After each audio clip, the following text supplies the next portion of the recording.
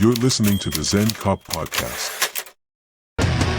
Guys, welcome back. Mac Rollins, Zen Cop here. Thank you for being here and thank you for listening. This will be episode 4 of season 2, and this is going to be the second guest I have on for the California Dreamin series. Today, I'm very excited to have Meagan McCarthy with us today. Meagan is a former San Bernardino County Sheriff's Office deputy, and her story is pretty powerful. I'm stoked to have you on the show, Meagan. Thank you for being here. For the audience who does not know, give us a quick intro to Meagan McCarthy. Well, first, thank you so much for having me. I really appreciate your time and opportunity to speak about this. I don't really have that much of a, fantastic story. I am a twin. I was born and raised in San Diego, California. I am the first of my family to become a law enforcement officer. My dad comes from the business tech world. My mom was a paralegal, and then she stayed home with me and my sister. And around 2016, I joined the San Bernardino County Sheriff's Department. I went on a ride along with one of my friends, and I was hooked. I knew that this was what I wanted to do with my life. This was a community I wanted to serve in. And I was a cop for about 3.5 years before my shooting. And prior to being on patrol, I worked the detention center. I was in the centralized classification unit, which was like the in-jail gang team.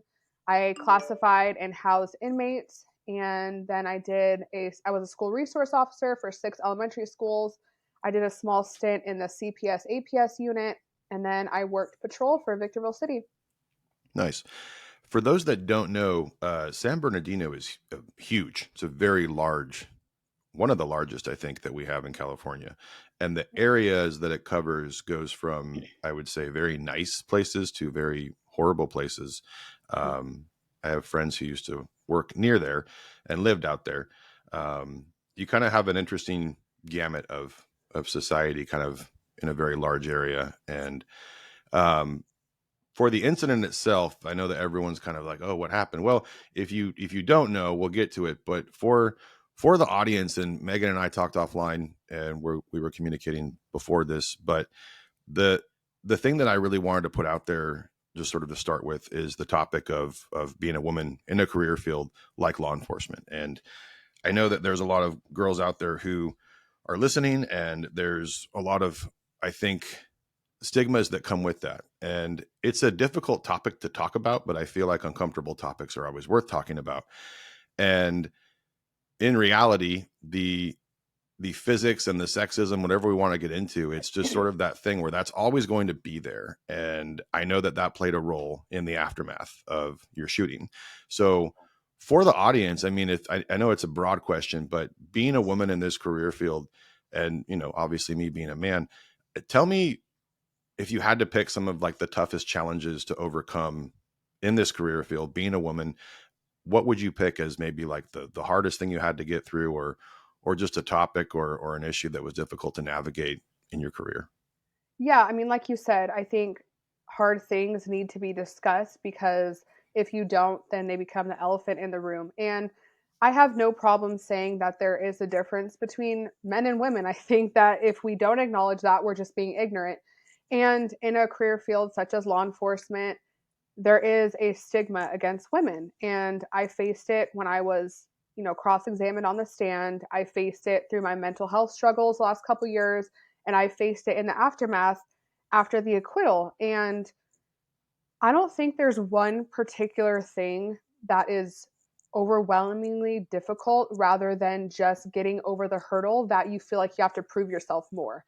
And I felt like, this is my opinion, I don't want to speak for all women, but I do feel like it is important to give it a voice, that even when you sign up to be a cop, I remember going through backgrounds, and the background investigator was like, well, what's like the purpose? Like, why do you want to be a cop of all things? Like, what about nursing? What about real estate? It's like, why can't women want to protect and serve and do the job of a man? It's like the military. You should be able to go, and if you're able to do it, prove yourself to be worthy to stand up there. But it was always a hurdle. Like, I felt like I had to prove myself more.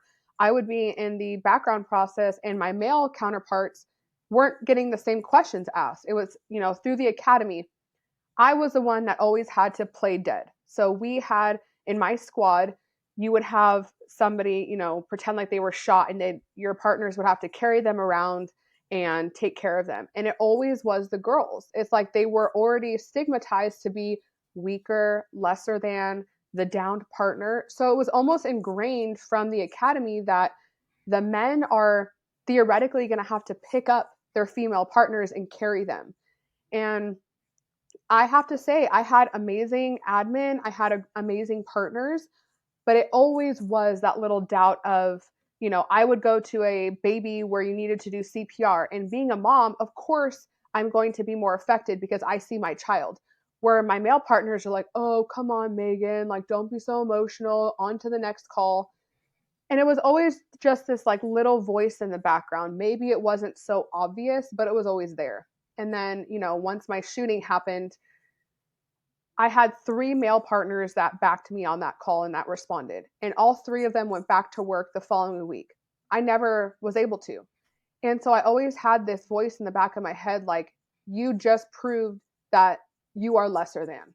And it was this guilt that I had for years and years, like going on 3-4 years, that I felt so shamed of being so affected by something that my male partners weren't. So I know that's a very long-winded answer, but I think it is worth noting that there is legitimate differences and it's nothing to be shamed of. I agree. Yeah, I think that it's like you said, the elephant in the room. It is what it is. And if we looked at I guess the opposite end of that, if we were to flip the script and kind of look at if a male entered a female dominated career field, nursing comes to mind, sure, but I don't feel like the guys get shit during nursing school. Like, hey, what are you doing here? Why do you want to do this? If a man wanted to go to I don't know, esthetician, pick a topic, right? They're not going to give him shit for going into that. So it is a interesting dynamic. And I think that if you have the right attitude and that's coming, it won't be a surprise. But you mentioned the academy, and when I was in the academy, there was I can't remember how many girls we had. There was about 10. I think half of them ended up graduating. We had a class of 60 something and went down to 33. This was in Sacramento. But we were doing this exercise where we were back to back, and one person had a gun, the other didn't, and you were supposed to try to get the gun and kill the person as fast as you can. And I was the girl was a lot smaller than me, and I remember I was just kind of going softer. I wasn't going 100%. And one of the DTAC guys grabs me and he says, don't do her any fucking favors, kill her. And I said, okay. And so we went harder and harder and harder. And at first I was kind of like, that's, I felt bad. But then later when I was like, hey, sorry, she goes, no, like I really needed that. I needed to feel that. And, if we talk about, stature alone, I have a lot of coworkers who are girls, and I would happily go to hell if they asked me to. But at the end of the day, if there's a 280-pound parolee who's all muscle and this cop who's a $110, I mean, tactics aside, sure, but physically that's going to be a very difficult fight for her, if she can win at all. And that's not to knock the cop. That's just reality. And I think with training and, certain things that we can introduce, it can sort of change the stigma. But like you said, I think that that's already kind of built in no matter what. And I know you talked about it a little bit in some of the podcasts that I've listened to with you on it. And it kind of feels like, that headline mentality that we talked about where, you just read, okay, she got her gun taken, and then the guy started shooting indiscriminately, when nothing could be further from the truth. It was actually way more intense and different. And I think most people would just sort of take that first headline and run with it. And unfortunately, I think that's the case for a lot of these incidents. But so the incident itself, we keep saying the incident, but you're shooting. What I would like to do now is talk about that.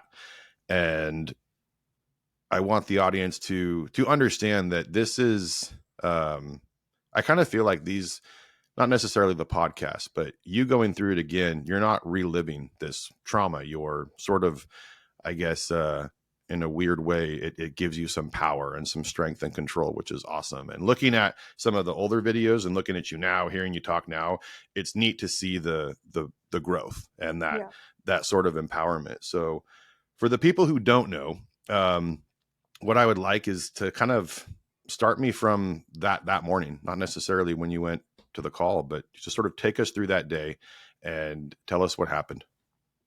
Yeah, it was September 4th, 2019. And like you said, San Bernardino County geographically is the largest county in the entire nation. And the city that I worked, Victorville City, is the number 9 most dangerous city in all of California. So I had been on patrol for just about 2.5 years at this point, and it was, I want to say, a Wednesday or a Thursday. I worked the weekday AM shift. So it was 7 a.m. to 7 p.m. And I had just gone to briefing with my partners, and it was around, I don't know, 8:05 in the morning. My boyfriend at the time, he's my husband now, but he worked a triple homicide the night before. So when he came home to sleep, I went home to grab a cup of coffee and just say hi to him. I lived in the area. And it was really weird looking back. I had never had him do this before except this morning. He's on the SWAT team and, he's very tactically sound. And he tells me, Megan, let me press check your gun. And I'm like, you don't need to do that. I do that every morning when I, put my gear on. So anyway, he press checks it and he's like, okay, I just want to make sure. I don't know what prompted him to do it, but he did. And about 5 minutes later, maybe not even 5 minutes, a couple minutes later, dispatch goes over the air and airs out this call. And it's an unknown problem, which is, a plethora of things. And the only thing that dispatch tells us is a mom is calling. She wants her adult son removed. He's 21 years old at this time. And that's basically the info she's given. And I respond because I knew it wasn't my beat, but I knew my partner who was in charge of that beat, he had some in custody paperwork to take care of. And I was in the area. I knew that I would be able to handle it. So I tell dispatch, send it to me, and I'm on my way. And as I'm driving to the call, I want to say it's like 8 to 10 minutes by the time I arrived on scene. I could be a little off on those numbers, but it's around then. And dispatch airs like, hey, it's being bumped from a priority 2 to a priority 1 response. Mom is still on the phone, but she's not answering questions anymore. And you can hear some type of altercation in the background. You couldn't hear what was said, but you could hear something. And so I'm like, okay, well, I'm probably about 90 seconds out at this point. I go on scene and I park like 2 houses down and I'm walking. The house is at the very end of a cul-de-sac. And right when I cross the threshold of like the driveway and the roadway, I see the front door open and the suspect comes walking out. He's matching the description that the mom gave over the phone. I know it's the address. I know it's him.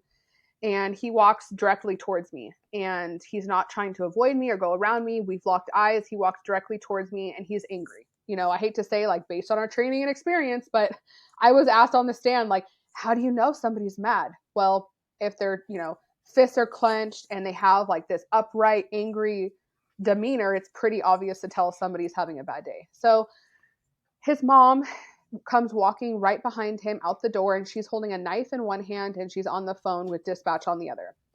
And she kind of walks around almost behind me, but like off to the side.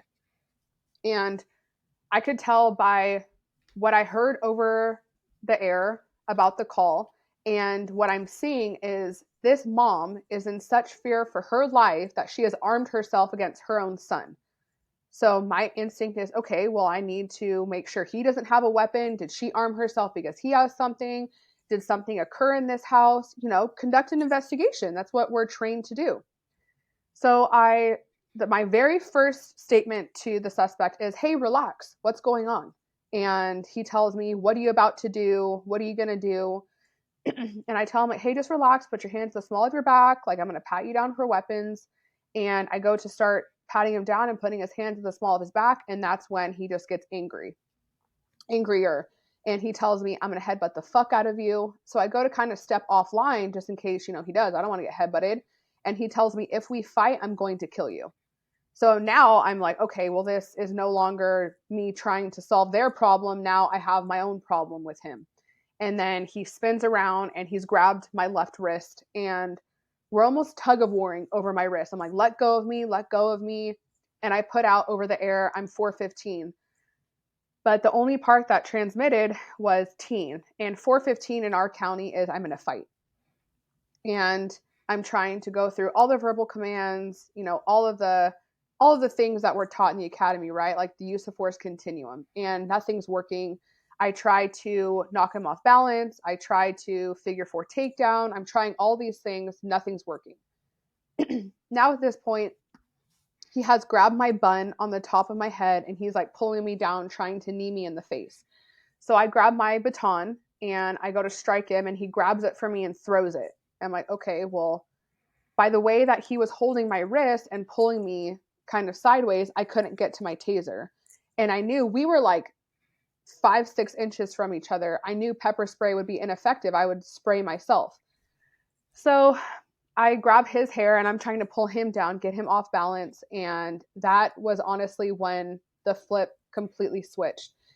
He starts punching me in the face over and over and over again. And we had fought for, I think I had previously said 3 minutes, but now that I've looked at the official report, it was more like 2 minutes. But we had fought for like 2 minutes and this video kicks on that everybody has seen. And now we're kind of in the road and he's punching me in the face over and over again. And I start to feel like, the black curtains are coming. Like I'm starting to lose consciousness. I'm losing this fight. Everything I'm doing is ineffective. So I take my gun out and I tell him, I'm going to shoot you. And hindsight's 2020, right? But my instinct was, as a logical, reasonable person, if somebody, let alone a cop, tells me I'm going to shoot you, I would stop what I'm doing. I don't want to get shot. And I didn't want to shoot this person in front of their mom. And I wanted to try my last thing before it escalated to lethal force. I felt like I had enough to shoot him, but again, I didn't want to have to. So I tell him, I'm going to shoot you. We fall into the gravel and he mounts on top of me and I take aim at his head and I miss.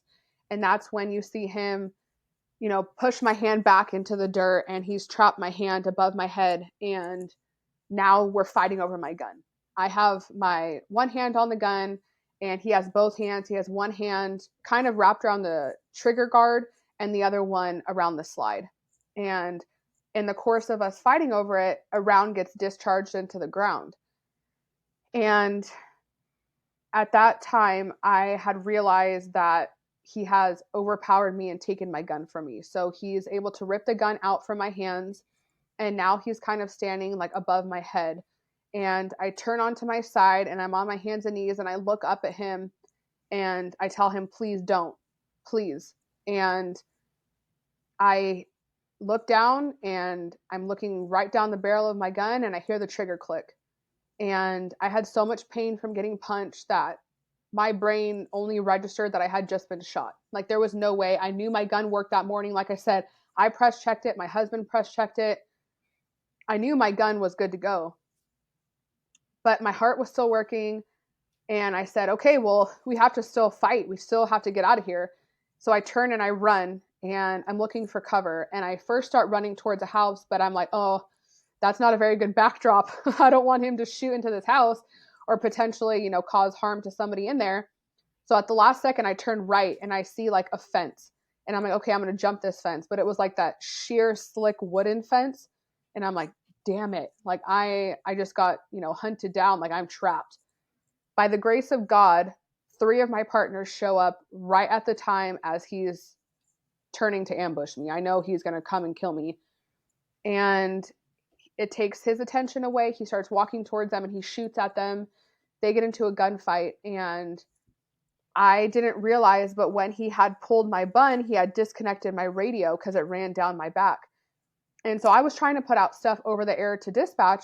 And I remember this helpless feeling of like not hearing anything, like I'm not hearing my partners. Where are my people? I'm 415, nothing. And then when he's walking towards them and he shoots at them, I remember screaming, he's got my gun. None of that was transmitted, but by the grace of God, the dispatcher knew that I wasn't responding and she sent units my way. So he went to the hospital, I went to the hospital, and then we wait for about 3 years for trial. Wow. It's interesting because going back to sort of that headline mentality, I think a lot of people had no idea. I saw the video, I think within a few hours of it happening, maybe the next day, and thinking, oh shit, that was close. But the circumstances surrounding it, and again, kind of going back to that Monday morning quarterback, well, how'd he get her gun? What happened? And it's a lot more in depth. I didn't know that you actually had shot at him before I heard your whole story. And so for the audience, what more than likely happened, something that we don't want to happen on the range or in real life, is a failure. And as a range master, when we see that, it's kind of like a oh shit moment. Okay, let's fix it. How did that happen? Right? It's usually operator error. Rarely is it the gun. But it was sort of neat how that did happen and essentially saved your life. So either a stovepipe or failure to feed, something happened with your firearm that essentially made it incapable of shooting, which is Yeah, just we wild. we had some firearms experts take a look at the strike of the bullet or however they determine a malfunction occurred, and it was proven that when the round was discharged into the ground, he actually was holding the slide, so it wasn't able to cycle, and it did stovepipe. So, Interesting. now, January of 2024, almost a year after the acquittal, the district attorney's full 40-page report has come out, and the suspect, had two full confessions. We'll talk about this later, but he admits to realizing when he points the gun at me that, hey, it didn't work. So he clears the malfunction and he admits to this. So he knew that when he pulled the trigger, nothing happened. And you can actually see on the video, he cycles it and shoots at me, the one handed gangster shoot. And he's fully, understanding that he tried to kill me and it didn't work. So he tries again. So I only bring that up because that played a really, really pivotal role in the ultimate acquittal of him. And yeah, like you said, a cop's worst nightmare is a malfunction, definitely during a time where you really need your gun, and it saved my life. Yeah. And we'll talk about the court stuff, because as far as I'm concerned, it kind of sounds like we have a lot of the elements for what was on the table for the charges, but we'll get to that. When you're on the ground, and I mean, for people who haven't been in a fight and for people who haven't experienced it, there's a lot of people out there who you reduced it from 3 minutes to 2 minutes, and people go, oh, okay, well, a 2-minute fight's a long time when it's a fight That's for your longer life. than a Yeah. professional boxer, Yeah. is in the round. And for the average person in a controlled scenario, if you were to have a scenario where you were fighting someone and, whatever, pick your martial art, but a fight for your life introduces a very intricate and sometimes very just intense chemical dump throughout the body.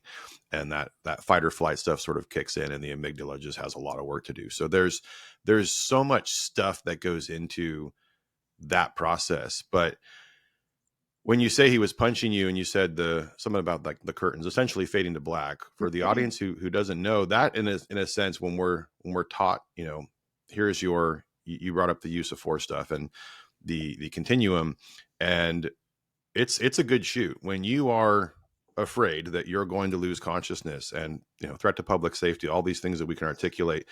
For the people who don't know, that is a justifiable scenario if you were to actually use lethal force. And going through the motions, you talked about the taser, pepper spray. I mean, dogs, that's about it. It's such a Yeah. useless tool that we have. It's going to do more harm than good. If there's even a remote breeze in the area, it's all bad. So you went through all those things, and then ultimately, after, essentially being beaten almost to losing consciousness, the body only has so much gas to give. And, it's that inner voice that you talked about where it's like, am I still alive? And even after the click, there was probably that maybe 2 or 3 second pause where you thought, am I dead? Yeah. Am I here? Is this an outer body experience? And, am I actually dead right now? And to get that close to death has to, weigh pretty heavily on you as a mom, as a wife, as a daughter, as a sister, as a sister. I mean, all of those things. And for the audience who's not familiar, the interviews are so important post-incident. And I hope that you had a good experience with detectives and your just reps, everything. I hope that we can talk about that when we get to the post-incident stuff. But those questions are so critical. Like, how did you feel? And you'll hear good interviewers, good detectives ask questions about what you were feeling. How did you feel? How did you, when he had the gun pointed at you? And those interviews are so important because it can capture the elements of the crime, but it can also capture the human side. And we'll get to testimony in a little bit. But when you were there, I mean, I know it's easy to say like, oh, I was scared, I was this, but when you actually saw that you had a gun pointed at you, how were you feeling? It's an odd question to ask, but I mean, I just want to know, like, what was going through your mind? Yeah, like you said, scared doesn't even cover it. Like, scared wasn't my feeling right then. It was guilt and shame. And I had taken my daughter to school that day. She had just started kindergarten, and it was like her second month of kindergarten. And I always drop her off. I wait for the bell to ring and I go off to work. And we never say goodbye. It's I'll see you after school. And people always ask, and I do think it's a valid question because, you know, it's not a common thing for people to experience a near death situation, and I hope nobody ever does. So it is intriguing, and I don't mind talking about it because, like you said, it does humanize cops and people in these types of professions. But it happened so slow. Like, I can remember the smell. I can remember looking at him. I can remember looking down the barrel. Like, I remember feeling so like this intense wave of guilt. Like, why did I even do this job? My poor daughter, who was going to pick her up from school? Like, who was going to take care of her? Who was going to be there for her when she's married? What about when she has a baby? Like, it really does go into slow-mo. And I hate to equate it to like a movie because it's not that theatrical, but like The Matrix, when it's like slow mo and he's slowly dodging the bullets, it's really like that. Like, your senses really shut off. And it was, I have to say, like, the aftermath, now that I've obviously lived nearly 5 years post incident, the aftermath was far more triggering and harmful than the actual incident. But having a gun pointed at you and really feeling like you're going to take your last breath, there's nothing that will ever trump that. There is nothing that will ever make me feel like I want to potentially put myself in that situation again. And I know that sounds so worldly, but one of the things that I contemplated when I was trying to fight to get my job back was like, if I ever was in a near death situation again, like, would God spare my life again? Like, I'm not a cat. I got fortunate this time, but like, could I really do that again? Like, and I had all these questions like, next time, what am I going to be not as lucky? Like, is my gun not going to malfunction? Like, what about this? What about that? And it was the constant doom loop that I still go through. I don't think that'll ever really change, but yeah, it's awful. Yeah, that's it's interesting. You said the word guilt, and at first that was an interesting description, but then it kind of made sense talking about kids. And as a parent myself, that is something that, yeah, and it's weird because you talk about things slowing down. And for anyone who's been in a scenario where you have that, just sort of oh shit moment, yeah, your brain turns off all these other parts of your body that we don't have to worry about this. We have to just worry about what's happening right now. And a lot of your feeling senses just kind of go out the window. You get that heightened, eyesight, listening, smell, all those things that we're going to remember, and they turn into core memories long term. And what's interesting though is I love the things that challenge us the most are going to give us the most clarity. And I talk about adversity a lot in some of the stuff that I post, but that's one of those things that will be the greatest teacher you'll ever have. And the best part is that she'll never lie to you. She'll be very mean and cruel, but you'll grow because of it. And I feel like, as crazy as it was, and I think we talked about this a little bit beforehand, but that was the easy part. The incident itself was actually pretty simple and pretty controlled compared to, even though it was chaos, the aftermath of what you went through mentally as a result of a 2-minute incident. And Right. for that 2 minutes, you look back on it and kind of just think, yeah, it was hard, but I had no idea it was going to be this hard afterward. Right. And the question of, do I still want to do this? And it's funny, you bring up an interesting point talking about 9 lives. And I think there's been, as a cop, if you do this job for any amount of time, you're going to do something at some point and go, whew, I could have died. And it Hmm. happens a lot, and you just sort of get used to it. And then as time goes on, you have some bigger, scarier incidents, and you keep thinking, eventually the numbers are not going to be in my favor. Eventually I'm going to run out of, I don't like using the word luck because luck implies that there's no tactic or skill, but eventually the odds are against you, that if this happens more than a few times statistically, the more I drive a car fast, eventually I might crash. If I drive a car 100 times code 3, there's going to be one time that something happens. It's the same thing with physical altercations, except those are sometimes the things that we cannot control. And it's interesting because I think that's a valid concern. I would think about that if I had a gun pointed at me and it went click. That's kind of a 1 in a million. But Yeah, so I had been in other fights too, and that's kind of mhm. the surreal thing is, we talked about the whole woman aspect, and there was plenty of times where I arrived on scene and I got one of two, reactions. It was, "Oh, thank God there's a female here. I want to talk to her because all these men, they're so macho, they have these egos, they don't want to talk to me." And that's where a female partner really comes into play. Or it was, "Oh, here's this female cop, like what are you going to do?" They try and be, test their luck. And I had been in fights with women and men, and I was always able to use my training or use my verbiage from being a female to de-escalate and get them under control. I had been in a fight in like 2017 where I actually tore my ACL and I was injured, and I was able to rehab and come back. But when you go through something, I digress. During those fights, I never felt like I wasn't going to go home that night. I knew there was an inherent risk of being a cop, that something may happen to me at some point in my career. And I knew that Victorville has a very high drug and homeless population. So like you said, the chances of me running into one of these situations was high. I was not immune to that. I didn't work in Beverly Hills, not to take away from them, but it wasn't as controlled in my city. And I always knew I was going to go home. I always knew that. I always told myself that. I didn't have the Superman complex like I was invincible, but I always knew I would fight to get home. But September 4th, 2019 took that from me. I knew if my gun wouldn't have malfunctioned, I would have been buried. I would not have survived. I would have been executed, and somebody would have had to tell my daughter that I wasn't coming home. And that was the moment for me that said, I can't do this anymore. And I am not too prideful to sit here and say that I am the epitome of what a cop should look like. I had the reason to sign up that I wanted to help, and I did that. And that was my time.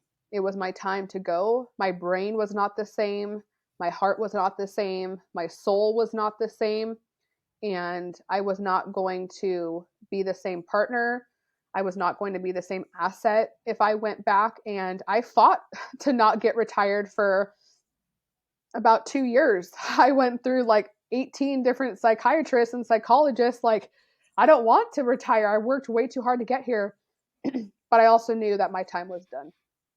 Also with retirement, did you feel like you would be quitting? Not literally, but giving up, or the stigma may come with it that, oh, she can't hack it, she's going to quit. Yeah, absolutely. Like I said, we had a pretty high profile incident. It was the Christopher Dorner incident. It was back, several years now, and he was an LAPD cop who went rogue and he shot and killed a bunch of cops in Riverside County. And it ends up coming into our county. Our SWAT team got involved. We actually lost a detective that day. Jeremiah McKay was shot and killed, and Alex Collins was critically wounded. He got shot in the face, very extensive injuries, and he went on to become a part of the SWAT team. He is a sergeant. He is like the epitome of what people should strive to be for in law enforcement, like this incredible will to survive. And so I remember sitting there like looking at these incidents like, okay, what's wrong with me then? And then I would see people talk like, "Oh, see, this is why women shouldn't be cops." Exactly. Like Meagan gave up because she's weak. She's too emotional. Like I said, my partners went back to work. They may not have been involved in the depth that I was, but they were still in a gunfight nonetheless. And LFE is still just as traumatizing as it is for anybody else. So what happened to me that was so much worse than anybody else? Like what is so wrong with my brain? And like I said, that was one of the things that I remember laying in the hospital bed, and my husband and my sister were there, and they're like, "Meagan, there's a video." And I'm like, "A video of what?" Like at the time we didn't have body worn cameras. And they're like, "Yeah, there's a video on YouTube." And by the time I had seen it, it had already circulated like 13 million times. And so now people have put two and two together. I was one of the only blonde females in Victorville City. People knew it was me, and I was blasted everywhere. And, back in 2019, we weren't quite at the Minneapolis effect of 2020 that happened, but the tides were slowly turning that cops weren't as loved as they were in prior times. And I remember thinking, like, I just shamed my department, how embarrassing, like my daughter, my family, my sister, like all these people. I am just like so ashamed. Like, how did I let this happen to me? Yeah. That's it's there's three scenarios or three outcomes for the scenario, and it's either, you are where you are now, surviving, he survives, or two, you die, or three, he dies. And in scenario number three, it would be San Bernardino deputy shoots unarmed man. That's what the headline would read. Yep. And if he killed you, unfortunately, I just kind of feel like that statistic is sort of overlooked. Like it always has been, but lately it's just like, oh, cop died. Okay. And then it's just on to the next one. And you brought up Dorner. I forgot all about that. Like, that's just one of those things where it's just like dust in the wind. Life goes Mm-hmm. on, and it's unfortunate, but I think that's a societal issue.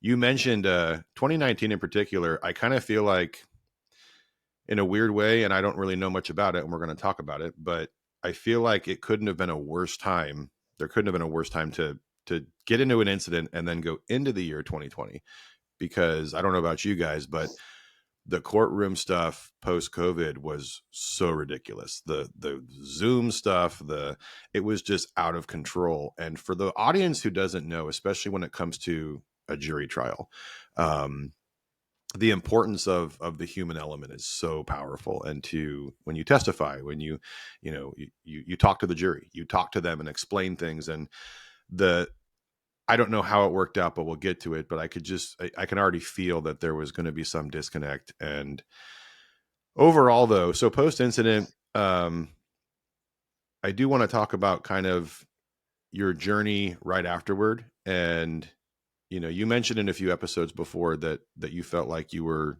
taken care of initially by your agency to some degree. Talk to me about what happened after the incident, and sort of walk the audience through what happens after a officer involved shooting.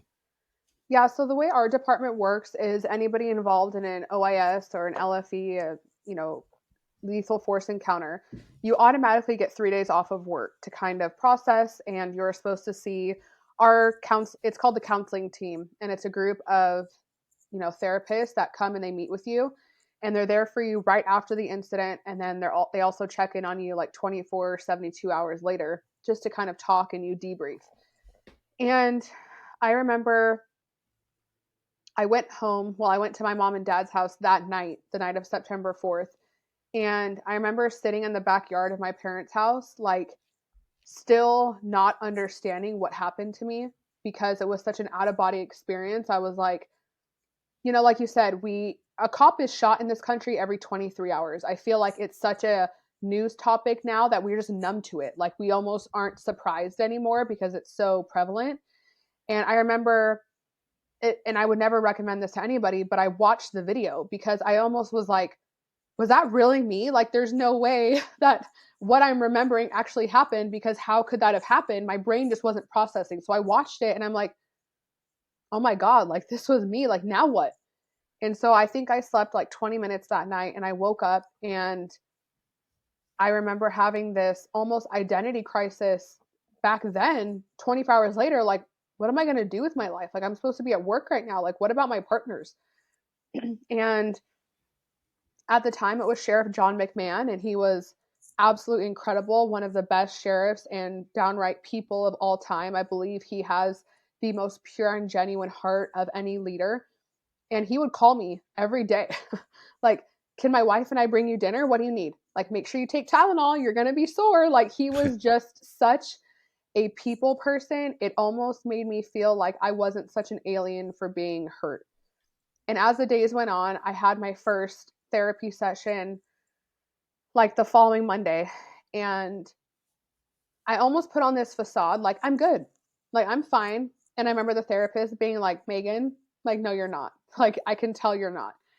And as a cop, you don't want to have this persona of, I'm weak, I can't handle it. Like, I don't know about you guys, but there was a lot of my partners that almost got empowered by being in critical incidents. Like, I was able to win, like I did my job bad guy is in jail. Like I came on top. I went home. That's the epitome of policing. But that wasn't it for me. I was like, I didn't want to do this. Like I didn't even want to like why was I even there? I still don't even know. What did the mom want? And I think about a week later I had my interview with homicide, and not to knock on anybody, but I think I wasn't ready for that. I wasn't ready to really put my thoughts into a official statement, and I understand, like you said, why you have to, but I still hadn't processed it. So I won't, bore you with years and years, but I went to, I think by the time November or December came around, I had gone through 6 therapists. I said, nope, not for me. Nope, not for me. Nope, not for me. There was one guy that told me I just needed to use essential oils and meditate and wear like crystals and I would be better. And I'm like, this guy is loony. Like, this is not helping me. Like, again, what is wrong with me? So, anyway, 2020 happened, March, April 2020. And I had been going in person for therapy. And it was one of those things where I hated it, but it got me out of the house to like pull myself out of this funk because I just wanted to like sit in my bathtub. I was so afraid of the world. I was so afraid of everything. It gave me a reason to have to get dressed and get up in the morning. So once the COVID nightmare happened and everything went to Zoom, I really went backwards in my healing. And I would cancel therapy appointments and I would blame it on COVID. I would, say, oh, I have internet problems. And I wasn't taking care of myself like I should have. So Yeah. I finally found, outside of the department, I found a legit trauma therapist. And we tried a couple sessions of EMDR and I hated it. Mm. Mm. So I didn't do that. We tried color therapy. I hated that. She wanted me to do group therapy. I wouldn't do that. Like I was probably the worst patient because I didn't want to come to terms with how messed up I really was. So Yeah. once May of 2020 happened, which was the George Floyd incident, my husband was getting called out to riots like every night. And I was watching my partners, in their riot gear getting bottles thrown at them and rocks. And I'm sitting in my house like, oh my God, like I should be there with them. Like I am such a horrible partner. Like I have to, one of my partners, and I don't think it was, bad intent, but he told me like, hey, just get into another fight and you'll feel better. And I'm like, okay, maybe I just need to like go back to work. Like, get back on the saddle, rub some dirt on it. But I couldn't even like listen to a trash can lid closed. Like if it was trash day, I would have to be on the other end of the house because a trash can lid closing was so triggering to me. So I went through about 2 years, I think it was August of 2021, where I tried to commit suicide. And I remember waking up that day and I texted my husband and I said, listen, you need to come home. I don't know why. I don't know what's wrong, but like something doesn't feel right. You need to come home. At this time, the psychologist was sending me 6 different medications every month, just every 30 days, sending them to my house. I wasn't seeing a therapist regularly. And I remember taking a whole bunch of pills and I went to our safe and I grabbed my gun and I was just tired of fighting. I was genuinely tired of not feeling like Meagan. I wanted to be this happy, loving, go lucky person that I was before, and it just wasn't there. Like it was like a part of me had genuinely died that day, but I was still living. And I was like, I don't want to be like this. Like I don't want to live like this. So my husband came home and he calls my parents over and we have like a little powwow. And that was when I realized like, okay, I really need help or I am going to let him win and I'm going to take my life. So after August of 2021, that's when I enrolled. I don't want to say enrolled, but I put myself into 3 sessions of therapy a week and I actually listened to it and I started actually healing. Wow. You guys can't see, but I quietly hid my eucalyptus oil when you mentioned oil. I'm just joking. No, there are some very strange therapy. It's kind of like dating, if I had to put it into a word, where if your therapist is a good therapist, they'll tell you out of the gate, like, hey, this may not work, so don't be afraid to tell me, pass and find someone else. And it's very frustrating when I feel like it was a multitude of things. So you're trying to find answers that you don't know the questions. You're dealing with all this stuff. And I think the hardest part is that you kind of, in the back of your mind, you felt like you lost that fight. You felt like you were completely victimized, which is even harder. Losing sucks. Nobody likes to lose. And when it comes to a scenario like that, where it questions your validity as a cop, that's going to weigh exponentially on your mind and post incident. And knowing that he is, still essentially alive out there doing his thing. I mean, and we'll get to that, but that's got to be the therapy aspect is challenging. And you mentioned medication. That's a tough one, because I feel like there's certain types of doctors and clinical professionals out there that are either kind of the opposite. They're either quick to prescribe or they're very slow to prescribe. And I feel like, and I don't know what your experience was overall. I had an experience for about a year with some medication that I finally caved and was like, fine, I'll try it. And it did its job, but it took a part of me away that I don't know how to describe it. I had to give something to get something out of it. And that drove me nuts because I didn't feel like I was myself. And it did its job. Eventually I got off of it. But for that time period, I didn't really like who I was. I mean, the sensation was gone. But I guess if most people understood that there's going to be a lot of work that you have to do to get to that new version of yourself. And we always say, well, I just want to be normal again. Mm-hmm. Well, there's no normal anymore. The new normal is, we're slowly shedding our skin each time and getting through it. So, there was one thing that I did hear on a podcast, and I don't know why it just stuck with me. It was when your dad came over and he asked for a hug. Yeah. Tell me about that. Yeah, I'm going to get all emotional now. But, like I said, I am probably the worst patient. And I am so incredibly blessed to have the husband that I have. We had been together for about a year before my shooting. And we would travel all over together. We were fun. We loved to adventure and be, just carefree people. And then I genuinely turned into a completely different person, and he never turned his back on me ever. If anything, he loved me more. He supported me more. And I didn't know that he had called my parents over that day, but they came over, and I'm sitting on the edge of the couch, and my dad just walks up to me and he's like, "Can I have a hug?" And I remember being like, "Why? Like, for what?" Because I felt like I wasn't worthy of love. I wasn't worthy of somebody caring about me because I had stopped loving myself. I hated who I had become. I hated this new version of me. So why would somebody who knew me from before want to love this new version? And my dad, he's an amazing person, but he was never like the lovey type. Like, he was always, he was very successful in the business world, and he was one of those men that like you looked up to, but it was never like, we would sit and hug and talk about feelings. And for him to come up to me, it was just kind of that surreal, like, he still loves me. He still cares to make me feel loved. And I was like, why? What for? And he hugs me anyway. And, you know, I I really feel like if it wasn't for that day in August, I would not be here.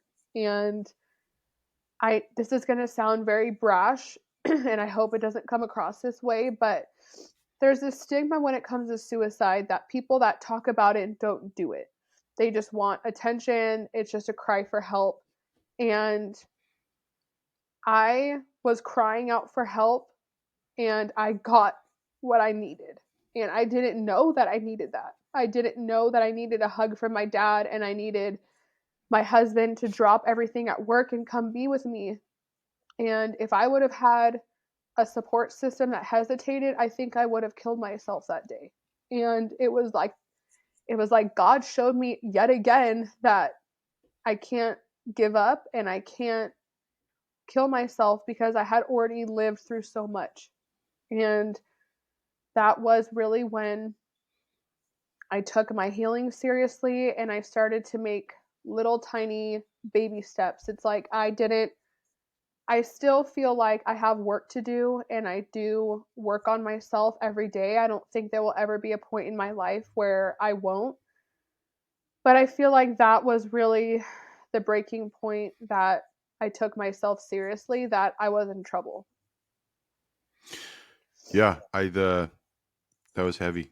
And that's neat because in the episode I listened to, all you said was my dad asked me for a hug, and I just goes that just caught my attention, and then that was the end of that conversation. But yeah, it is one of those things where in our line of work, when it comes to suicide, there's talkers and there's doers. The talkers talk and the doers do. And our experience with that is sort of it's a very narrow scope for what we see versus, when it finally comes to us and what we feel, that topic alone is very taboo in cop world, because you start talking like that and then all these things minus, let's just say, not even post-critical incident, you just have these feelings, and to talk about them does require a certain level of caution as an employee, because you just start to think, am I going to be, am I going to get fired? Am I going to get put on leave? Or my partner? And then everyone's going to ask, what's wrong? Well, why? Right. Why are they on leave? It's just habit. We all ask that. And then, well, I don't know, man, something's going on. And we're quick to judge, especially if staffing's low, like we're just so cynical by design. It's just one of those things where I don't know if there's a remedy for that. But in terms of mental health, and in terms of, I guess if I had to put it into a sentence, it's sometimes you're saying things, but the words don't want to come out of your mouth, and you'll be sitting there full well knowing that you have something to say, but it doesn't come out. Right. And I think everyone's been there at some point, who's either faced something challenging or whatever the case may be. And you brought up spousal. That's a huge, I feel like the majority of people who end up failing or giving up on themselves entirely don't have a good support system, or they're not taken seriously. And, my wife, through all of my bullshit, I mean, it wasn't even a question. It was just, no, we'll get through this. And I want to say I'm lucky, but I don't like using the word luck because it implies that there's no work. That's because we have a strong marriage and a relationship that takes a lot of work to build up trust. And, she was always there for me through the whole thing. And just like your husband was, I think without that element, we would probably have different direction right now. But, and also kind of that mentality too, where, cop relationships are either very chaotic or they're very successful. There's rarely an in between. Hmm. And I think that's just by design with stress and everything else. So, it sounds like he in a weird way, even going back to the day of, so press check, for those who don't know, it's just you're taking your gun, you're pulling the slide back just a little bit to see brass. That's all it is, to make sure the gun's loaded. It is very interesting, and I didn't ask, but was that something he did all the time, or was that just a weird fluke thing one day?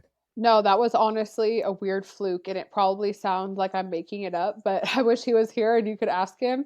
We, like I said, he's on the SWAT team, so he's constantly training and shooting, and I prided myself on going to the range at least once every other weekend. Like we shot all the time, whether it was in the desert and we would put up our own targets or we would go to the academy and shoot. Like I felt very competent in my craft of shooting because I knew that it was very important and it was like a hobby. We enjoyed it.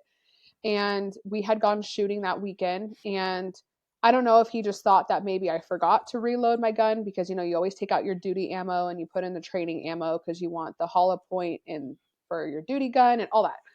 So I had, of course, switched everything over, but I think it was just, and I don't know if it was a premonition, if it was just random or what it was, but that was the first and last time he ever did that.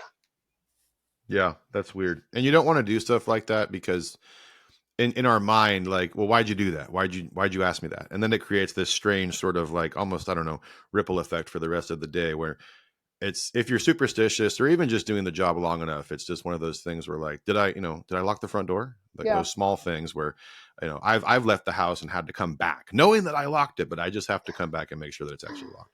Yeah. The small things that, sixth sense type stuff. But Yeah, that's crazy. So much to unpack mentally for you post incident. You're going through the motions, you're dealing with it. The time is that huge element where I don't think a lot of people, until you get to a scenario where you're introduced to that type of challenge, time is the biggest son of a bitch in the room, where you just have to go hour by hour, day by day. And that's the hardest part, I think, for most people, is getting through it. Now, we're through the incident. You're doing better. um, let's move into, we talked a little bit about the interviews and stuff like that. And for those who don't know, there's a lot of stuff that goes into an officer involved shooting or critical incident, force science, all these things that play a role. And if you have a good agency who cares enough and that's competent, and it's two things: it's liability and it's employee retention. We want to make sure that we keep the employee, not literally, but we have them comfortable, they feel good. And even if they end up not staying with the department, you want to make sure that there's an exit plan, all that stuff. But usually, post incident, you mentioned the interview. Did you get like a full, when did you actually give a statement, I guess is my question. I can't remember exactly, but I want to say it was like 10 to 14 days later. Okay. It was, And yeah. usually they'll introduce like a REM cycle, stuff like that, and try to get a basics, and the public safety statement, all that stuff. And all that happens in the first, like, literally when Couple hours. they arrive on scene. Yeah. Yeah. So moving into, I guess, when did the ball get rolling in terms of trial, and how did you mention the DA's office earlier when we were offline, but how did when did you kind of cross over? Okay, so we're done with the actual, scene itself, and now we're moving into litigation. When did that process start? Pretty early on, I want to say maybe October, November of 2019. We did prelims, we did pre-trial, all of that. And I can't remember exactly what was the reasoning, but we weren't able to get past prelims for whatever reason. I can't remember what it was, but we were always stuck at this like delay. Actually, come to think of it, I think it was because he kept firing attorneys. He kept firing his public defenders. So he had one for like arraignment and then a different one for prelims, and then people wanted to wait to catch up to read the reports. There was just always like something. So I think it was, the world ended March 2020 with COVID. And I think around then, he, and I hate to speak on this because I don't know the truth, but he started introducing mental health issues. And I don't know really what went into that. That's not my business, that's his. But there was some delays with like psych reports and stuff like that. Once COVID happened, they shut down the jails and they weren't allowing people to go in and out, all the things. So they had to do like phone reports and video reports, and everything just really stopped. So I want to say it was summer 2020. He hired, maybe it was summer 2021. To be honest, I can't really remember the years. It's been so long, but it was one of the summers of either 2020 or 2021. He hired a private attorney, and it was, they changed his plea from not guilty to not guilty by reasons of insanity. Mm. And I didn't know this, but when you are in a custodial setting and you are pleading NGI, you have to retest your competency every 90 days because you can lose Mm-hmm. competency. So that is exactly what they did. Every 89, 90 days for like a year and a half, they retested his competency. He lost competency. He lost competency. He was seeing doctors, and we were getting the reports back like, okay, he's competent to start trial. And we're like, okay, let's get it going. We're ready. Let's go. And then it would happen again. And it was just restarting the cycle over. And I was like, I think at one point I even told the district attorney's office, I was like, I'm not testifying. Like, I'm Yeah. done. I cannot keep waking up thinking that today is the day, and then it gets delayed. And then here comes 88 days. And I'm like, okay, I'm ready. Okay, no, we're not. It's like, I can't. So I want to say it was March or April of 2023. So just last year, we were like, okay, he's exhausted, all of this. We got the final ruling. 2 out of 3 doctors say he's competent. Like, we are actually starting trial in May. And I'm like, okay, like, are we? Okay, let's do it. And one of the things my therapist had told me is she said, Meagan, this is your time to go reclaim your truth. This is your time to stand up and tell your story about what happened. And once you unburden yourself and you're able to speak, you will feel so much better. I promise. You will feel better.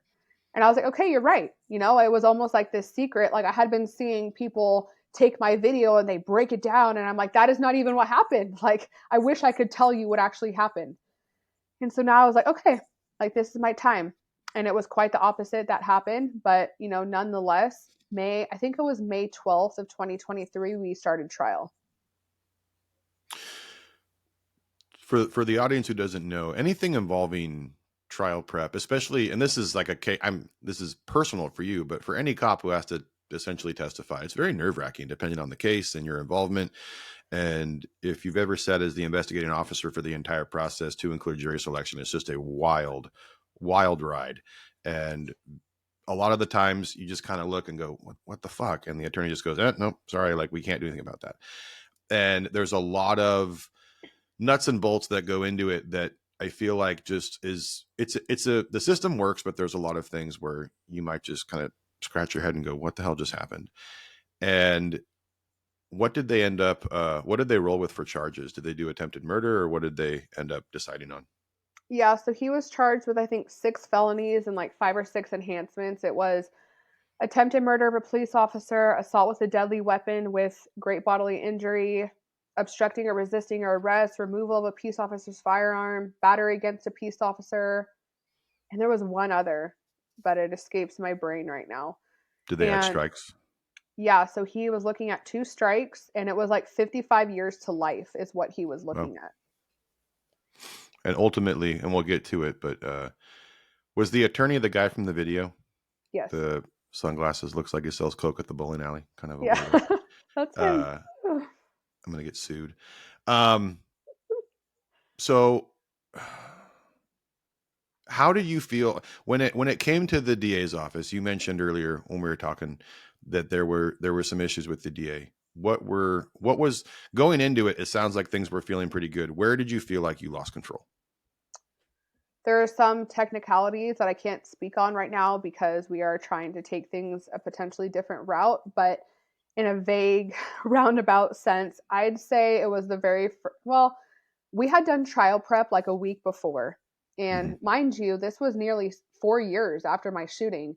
And I had honestly done so much to bury this. Like I had forgotten about what I had said, what I had done, what did he do, what was the time of day. Like my brain had filed it away in the farthest filing cabinet. It wasn't in the top of my brain. So I remember asking the DDA, like, hey, can I listen to this? Can I look at that? Well, I don't want to muddy the waters. I'm like, okay, well, it's been almost 4 years. Like, what are you going to ask me on the stand? Because I want to be prepared. Are you going to ask me Graham versus Connor? Are you going to ask me, Terry versus Ohio? Are we going to talk about policy? Are we going to talk about post stuff?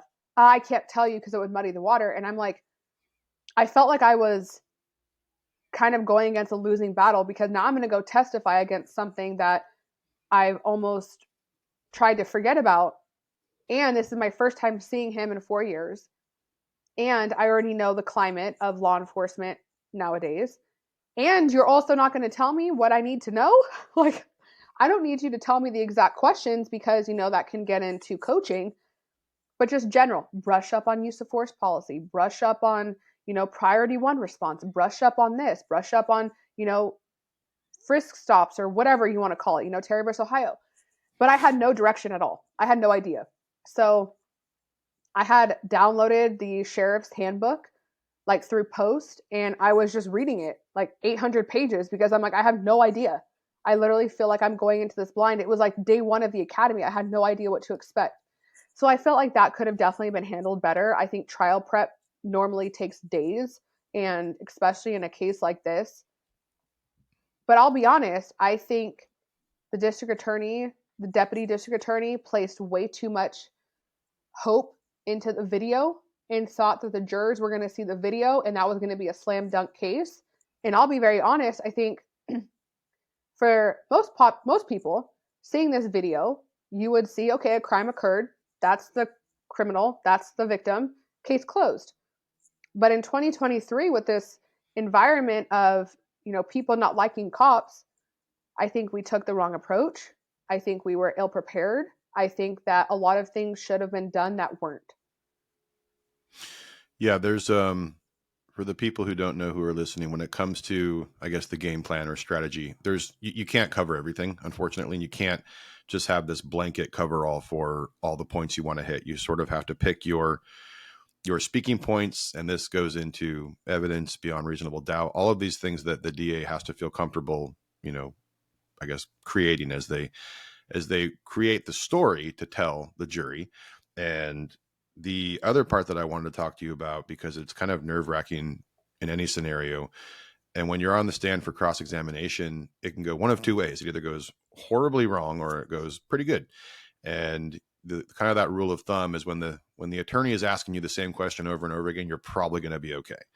When they really start diving into multiple, then that captures the attention of the jury, and it can actually work against you if the attorney is doing it the right way.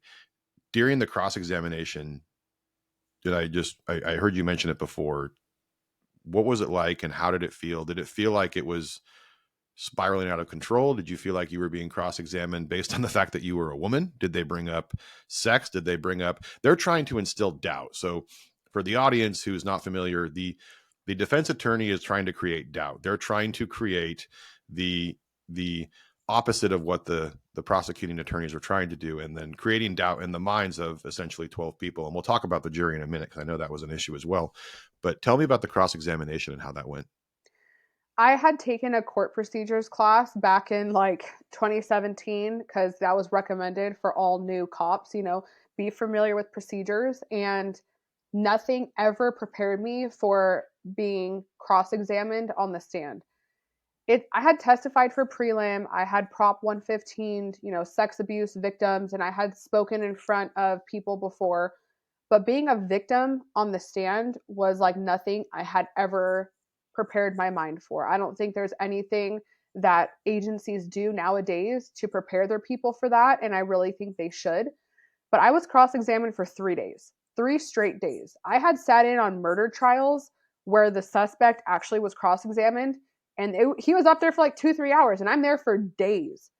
And I will be honest, I was the second witness called, and that it was then that I knew that this was not going good.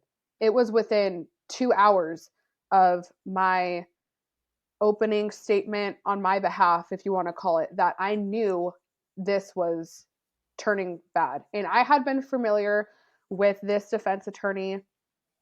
I don't want to give him any airtime, but it's kind of comical. He actually has a documentary on HBO. We had a pretty high profile quadruple homicide that occurred in our area, and he was the defense attorney for the suspect.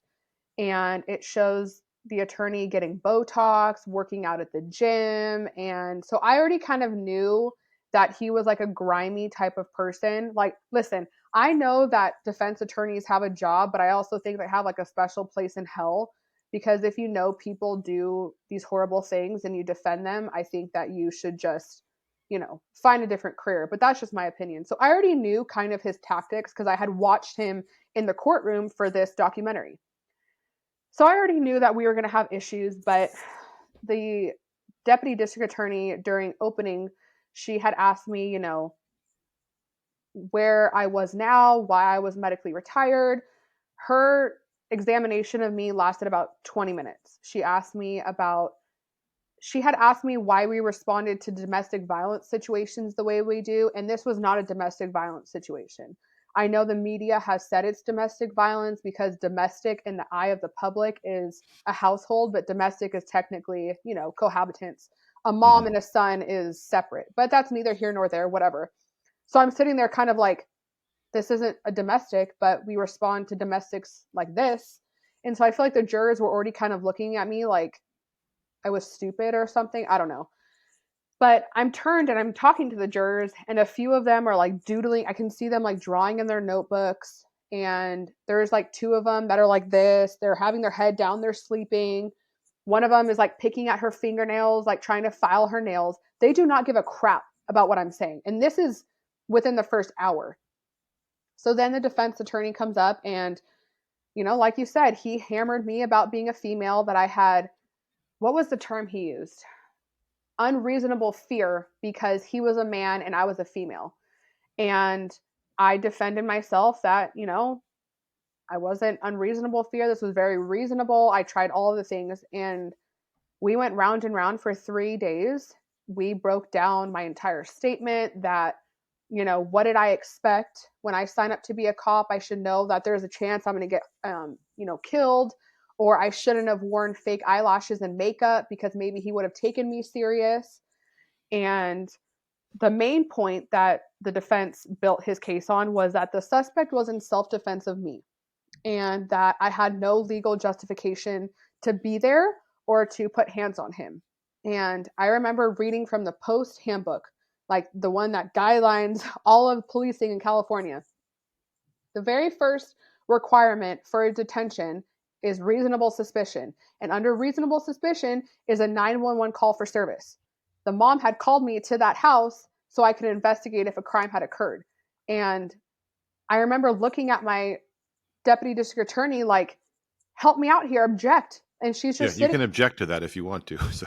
And nothing was objected ever. And I'm looking at her like, look at me, like, help me. And I remember there was even one point where the defense attorney goes, Meagan, you don't have to look at her. You're a big girl. You can answer. And I'm like, oh my God. Like, and we had taken a break. And I remember the IO, the investigating officer, was like, Meagan, don't let him like get to you. You're getting emotional. The jurors aren't going to like that. And excuse my language, I was like, fuck that. Like, I am a victim in this. I am not going to let him play these cards like I did something wrong. And he had told me like, it's okay, Meagan, you made a mistake. You messed up. It's okay. And like I had said a little while ago, that was one of the things that I had so much guilt, was that I, why was I even in this situation? How did this happen? And he played on that. And so he cross-examined me for 3 days, and I had a full-blown panic attack on the stand. They had to evacuate the courtroom. I thought I was dying. I was like, I'm having a heart attack. I can't breathe. And we had to break. And I feel like after that, the jurors just completely wrote me off. I had the attention of a couple jurors. And when I had talked about, how I had felt when the gun was pointed at me, there was a couple that were getting emotional. And there was a few that were like shaking their head, like did not believe me, did not find me credible. I don't know. But trial lasted just about 3 weeks, and the jurors deliberated for, I think, 3.5 days. And every single day I left that courtroom, I said, we lost. Like, there's no way. And because I was technically a witness, I wasn't allowed to be in there for other testimony. But the deputy district attorney did not call in one expert. She did not call in any forensic experts, gun experts. I wasn't allowed to testify on the fact that I knew my gun had malfunctioned because I wasn't a firearms expert, which technically we are as police officers. Yeah. Yeah, but my DDA did not object to that. She let the district attorney rip me apart, the defense attorney rip me apart. He basically called me an attention whore. He called me a racist. He said I woke up that day wanting to kill a black man. Like, such heinous statements. And I never had any help. I just sat there and I'm like, you can't do this. Like, you have no ground to stand on. Like, how is this happening? And there was at one point I remember saying, like, he had pointed the gun at me and pulled the trigger, and my suspect is sitting there smiling and nodding, looking at me. And I remember looking at the jury and looking at him, looking at the jury, looking at him, like, do you guys see this? And nobody's paying attention. Nobody gave a crap. It's weird because you said he can't do this. And in your mind, no one's saying he can't do this, but he can. That's his. And once he starts to see, for people who don't know it, I'm still trying to wrap my head around the Botox thing and him including that in his documentary. But that's there. And how do I say this? A defense attorney's position is part of the justice system. So I applaud the ones who take on that role morally and ethically, and they do so because somebody has to do that job, right? Would I rather it be a bunch of slime balls, or would I rather it be, you know, a group of guys who are going to defend their client, you know, ethically, right? And then there's the other group, like you said, where it's just like this so sort of slimy, disgusting, and that's it sounds like he got a good attorney, and it's one of those things where it's very difficult to for someone who's you know, testifying as a victim versus testifying as a witness, but you were technically a witness, but still I would say witness over victim. But on the stand, you know, for the average cop or whoever, when they testify, they get to go home at the end of the day and nothing really changes, right? Win or lose, my life goes on. He knew for a fact that he could fuck with you and start to jab and jab and jab, and he got the reaction he wanted. Talk to me a little bit about the panic attack, because that's something that I think either would, for the jury, like you said, either make them completely like, wow, this is real, or they're going to go, this girl's faking it. This is not real. And this is all part of a show now. Talk to me a little bit about that. It was when I was reading my statement to homicide, and he made me go line by line. And this was like a 4-hour interview. It was like 60 pages. And I remember we spent hours.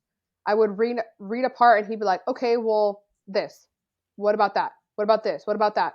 And like you said, I understand that there's a place for them, but I also think there's a right and wrong way to handle situations. Like, I understand that you are hired to do a job, but you also have like a higher court to answer to one day, whether people believe in that or not. It's like, you can't, well, I know this in hindsight, but the suspect had given two confessions, and the judge on her own behalf did not allow them to be heard in court.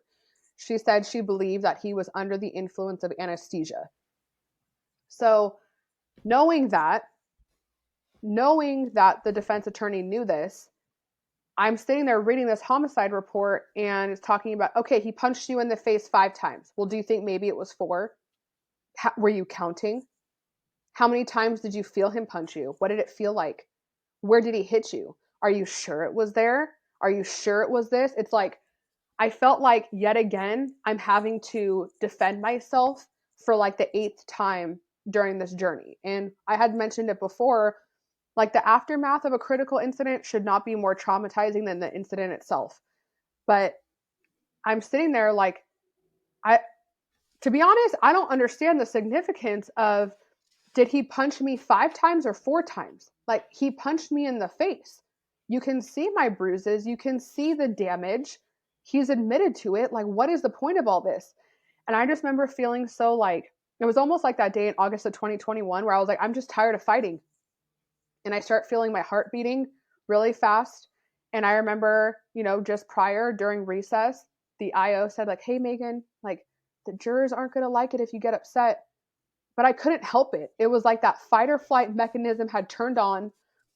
I don't think mine ever really turned off, to be honest. I think I still deal with cortisol issues and my hormones are next to nothing. But I start feeling sweaty and hot, and I'm like, okay, like I need to take a break.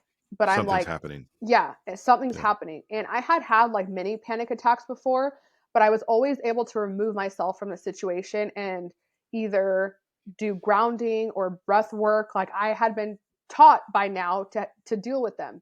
I always keep a little hair tie on my wrist and I snap it because it's a way for me. It's like when you hum and it, like, you know, triggers your like vagal nerve. This is like my way of recentering myself and grounding myself. So I start snapping my hair tie on my wrist, and I could see some of the jurors looking like, what is she doing? And then I'm like, oh my God, Yeah. they're judging me. Like, they're Mm-hmm. judging me. And so then my brain just immediately switched into like, this is danger. Like, you're in danger. And I And you're just, trapped. You're just sitting there on the stand, which yeah, is super, like, just invasive. it's like a fishbowl. Like, everybody's just looking in on me. There's people in the audience. And like I said, I'm like sweating at this point, and I'm like reaching for the napkins. Like, oh my God, like they're going to think something's like, I don't know, am I like on drugs? Like, they're going to think that I'm like not credible. So then I'm worrying about what they're thinking. And I remember I kind of turned my chair away, and I'm like trying to do the like trauma breathing, the trying to center myself. And then my body just took over. And I remember turning completely around, facing like the whiteboard at the back, and I'm like hyperventilating, like, and I'm like gonna fall out of this chair. So the judge was like, okay, let's call a recess, 10-minute recess. And I could hear she was like irritated. And so, the district attorney, the deputy district attorney, and the IO walk up to me and kind of walk me out.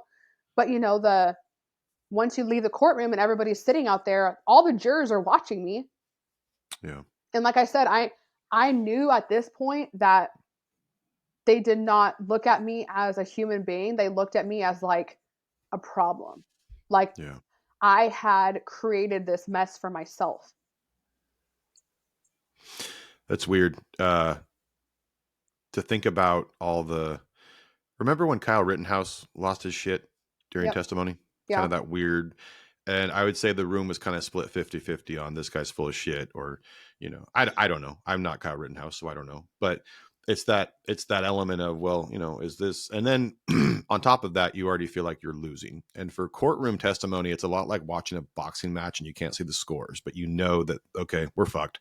This is not going well. And as soon as you sort of cross that threshold, and in your mind that it's not going to work out, then it just goes to shit. You start to, like you said, just kind of have these feelings of doubt or fear, and then ultimately, the panic attack. But I think at the same time, I'm going to take it that he wasn't a public defender, that he was an attorney that was.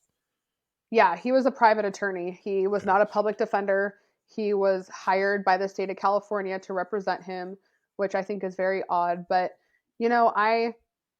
I remember coming down after the panic attack and I still felt weird. But I remember thinking, like, why would because like I said, I knew that the jurors were looking at me like I was drama, or look at this female. Like I sensed it, right? Like I knew. And I could see the suspect like looking at me, kind of smirking, and the defense attorneys leaning against the table, kind of irritated. Like they were putting on almost like an act. Like, this is not Law and Order. This is my real life. Like, why would I make this up? Why would I want to induce a panic attack? Like, I don't know if anybody has had a panic attack before, but it's like a heart attack. Why would you want to feel this way? You're out of control. You feel like you're dying. And after the panic attack, I think it was later that afternoon of the third day, and I'm just like defeated. I mean, I hadn't slept in like 4 or 5 days. At this point, I have how old is my little guy? 6-month-old baby. I have a 2-year-old. I have my daughter. I have 3 kids at this point, and I'm still trying to leave court, go home, be a competent mom. They can tell like I'm a zombie. And I just remember feeling so defeated. Like, you know what? I don't even care anymore. Like, just let me be. Let me go home. I can't fight this anymore.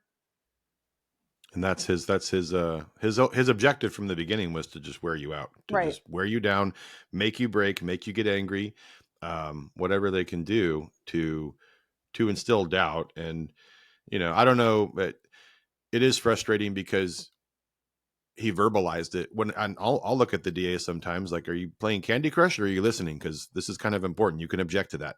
And it sucks to sort of feel helpless when they don't, or, after the fact, well, I didn't want to do this because of XYZ. Well, it's like, well, I felt like it was noteworthy, but you did not. And going back and forth, it's frustrating. And for those who don't know, that's a lot of testifying as a witness. Essentially 3 days. When did he testify? I didn't even ask. No, he didn't. Okay. So all that goes down.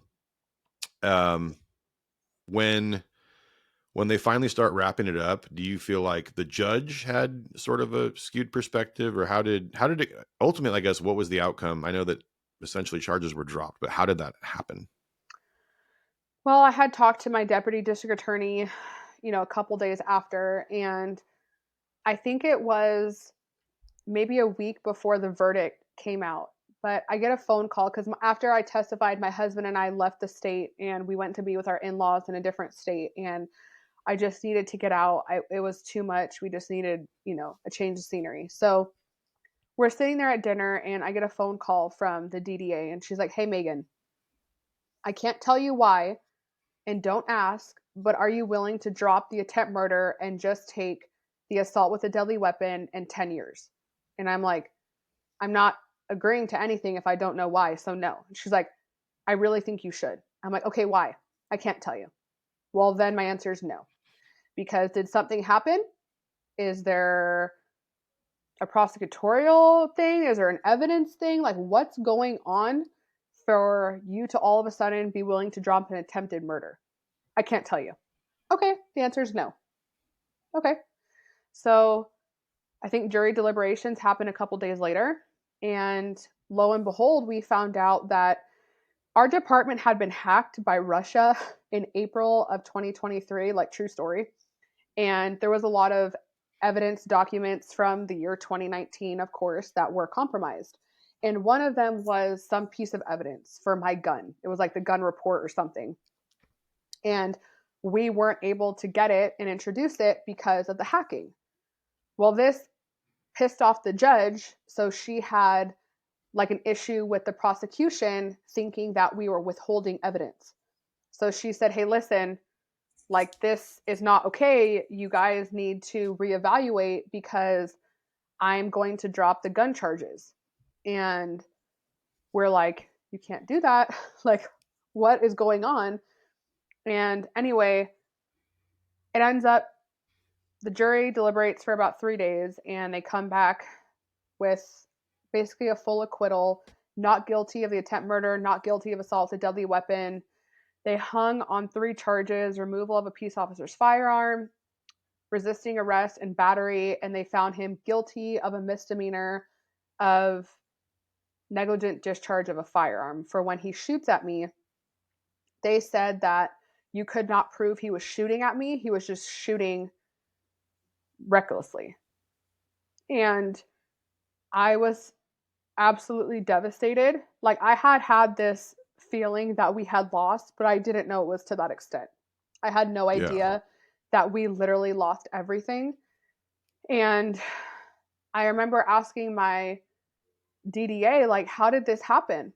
And she's like, well, I talked to the jury foreperson afterwards, and 5 of the jurors did not like cops. They had bias towards you as a police officer. I'm like, well, how did that happen? Because that's illegal. Like, what about my 6th Amendment right? What about my 14th Amendment right? Mhm. And it was from this California Assembly Bill 3070, which it allows, jurors with bias. And then we were not able to conquer the hill of, I had reasonable suspicion to detain him. I was there legally. The district attorney did not do her job in convincing the jurors of that, and everything just blew apart. Wow. So basically we go from the incident itself being reduced to what is a pretty, I say misdemeanor. Basically, it would be like the equivalent of a shooting into the air. It doesn't even have to be at a house, just basically reckless shooting, which I would imagine didn't carry anything. Did he even get probation or anything? Just Absolutely nothing, because he had credit for time served, good old AB 109 and prison realignment. He was able to use his time that he served leading up to trial to serve as the time for the misdemeanor. And I remember asking my DDA, like, can I give a victim impact statement at least? And she said, I'm going to ask the judge tomorrow. And I'm like, okay. So she calls me and she's like, the judge does not recognize you as a victim of a crime, so she's denying your victim impact statement because a crime such as negligent discharge does not have a victim. And I remember sitting there wow. like, then what the hell happened to me? If you're Yeah. telling me that a court, California State Superior Court, whatever you want to call it, this jurisdiction did not recognize me as a victim, then what the hell happened to me? And that's a red tape issue that, unfortunately, as much as it sucks, it's like, yeah, that's the way it has to be, but it completely invalidates, the incident itself and takes away. And if people really dove into the inner workings of court proceedings, it can go either really well or really horrible, depending on the judge, depending on the jury. Deliberation wasn't bad. 3 days is, I appreciate that there was time. Sometimes we see really quick deliberation and that can be a little nerve wracking, but it's reasonable suspicion, I would say, was on the table 100%. There's a large possibility, just, for the average person who doesn't know, reasonable suspicion with the context that you provided, I would say, yeah, I believe that there is a potential crime that is occurring. I have a gentleman who's very upset. 911 was called, which is sort of that first checkbox, and I see a female with a knife. Yeah, I think there's a need for me to stick around and see what's going on. But when they create that doubt, I think that's where, and the attorney, it kind of sounded like he was in control for a lot of it. And that's really unfortunate, Megan. I'm sorry you had to go through that. But at the same time, it's an experience that I think needed to happen so that you can, use that information to tell others who will eventually go through the same thing. This is not going to be an isolated incident. There will be a cop someday, somewhere, that's going to go through the same thing. And to have the knowledge and now the insight to be able to help people. We started dropping some assembly bill stuff, which is essentially kind of why I brought you onto the show, because you're an advocate for California. And I'm 38 years old. I've lived in California my whole life. I love where I live. I love my state. I love the environment. I grew up here, and I don't know any different, but I talk to people in other states and friends of mine, and it's just so weird that they don't get to see the ocean. Small things that, we go to Joshua Tree in the spring and summer. We go to Tahoe. We go up north. We go to Bodega Bay. All these places that are so just awesome. And I love living here for that stuff. I love that, I live in one of the most beautiful states in existence, and there's so many good things here. And then I just sort of have this very strange, and here's all the other shit that I just slam onto the table and go, this is what I have to deal with. For the average Californian, I don't think they understand what they are voting for most of the time and what they're supporting.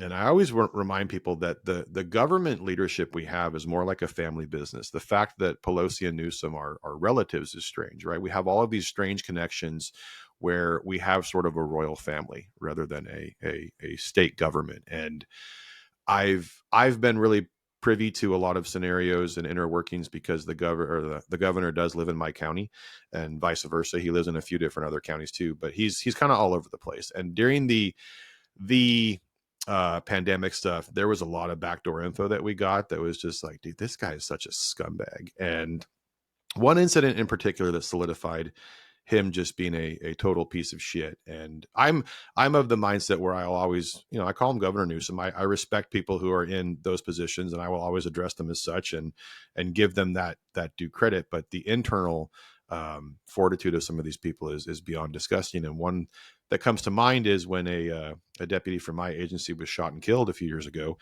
The governor's, whoever it was, his people's secretary, whatever you want to call it, set up this phone call. The wife was supposed to get this phone call, and they gave her a special phone number, a special phone, and the phone call never happened. She stayed awake for almost like a whole day into the night waiting for it. Never came. And then the day of the funeral, he no-showed. He no-showed for an emergency meeting with PG&E for the fire stuff. And that seemed to be an ongoing issue as the years went on and more cops died. But I don't get it. And politics aside, I'm an independent, have been for a long time. I think that the two-party system is a cancer that is destroying this country very slowly. And I hate to point fingers, but I always feel like the more liberal side is a lot less receptive to ideas. I feel like with Republicans, you can sit down and have a conversation. I feel like when it comes to the Democratic, I guess the more extreme, newer generation of Democrats, emotions run so high that they will take political allegiance and just let it blind them to the issues that we face. Right. Some of the issues that we do face, I would call it the trifecta, which Prop 4757, AB 109. We have these three things that have literally destroyed California since their inception, and it hasn't changed. It's just gotten worse. So you're an advocate for a lot of that stuff. And SB1, SB2, there's a lot of things coming down the pipe. What would you throw out there right now is, I guess, maybe one of the more important things that not just cops should worry about, but maybe society in terms of what's coming down the pipe for anything on your radar? Well, I think you hit the nail on the head. I think so many of these issues honestly get lost in the weeds between red or blue. Do you pledge allegiance to a donkey or like, who do you love? It's like, it doesn't have to be that way. It's like, these are bipartisan issues. Quality of life should matter to the human race. Crime should matter to the human race. It doesn't matter if you like red or blue. It does not matter. We should be able to come from both sides of the aisle. I actually just posted the other day for my county, my voter guide. And I vote for a Democrat. Her name is Christina Pascucci, and she's running for Senate. I had so many people write me like, oh, Meagan, how could you vote for a Democrat? It's like, I have had in-depth conversations with Christina. She has family in law enforcement. She's able to understand that we need to come together on both sides of the aisle and work through these issues. It doesn't matter if she's a Democrat, she's a quality candidate, and she will represent the public safety community. And I think that, like you said, it has divided people more than they even realize. It's like, just because somebody has an R next to their name, they're immediately banished. And, Kevin Kiley, he is authoring a reform for Prop 47. I think there's just enough signatures to get it on the initiative in November. And that has to happen. I think if people vote against this reform for 47, then they might as well just stop calling 911 for crime, because it's like, what do you want then? It's like, I have, maybe this is, jaded of me, but why do we keep causing the same issues that we complain about? It's like, SB2. Why do we want to incentivize the criminals even more? If you're telling me that law abiding citizens who actually follow the rules, you're telling me that now they can't carry their guns on a sidewalk, have criminals ever followed the law? That's the whole definition of a criminal. So it's like they're making things worse. And I often ask myself, like, what is the grand plan in all this? Why do they want our state to turn this way? I think Assembly Bill 3070, which is obviously my baby, that's something I'm very invested in. I have been working with an amazing team up in Sacramento. And within the next month, I'm hopeful that we will be announcing some work that we're doing towards that. And, people, when I first came out about Assembly Bill 3070, a lot of people said, well, it affects cops. It doesn't affect me. Why do I care? Well, actually, it affects you, because if you live in a community where a jury of your peers is allowing a potential suspect or somebody that admits to these horrible crimes into your community, it's perpetuating the cycle of crime. So it does affect you. And in 2025, Assembly Bill 3070 will affect civil trials. And that directly affects community members, because say you're in a car accident and it's a DUI driver, and I, as a police officer, respond on scene and I take your report and I say, yes, party one is at fault. Party two, tried to use their blinker, whatever.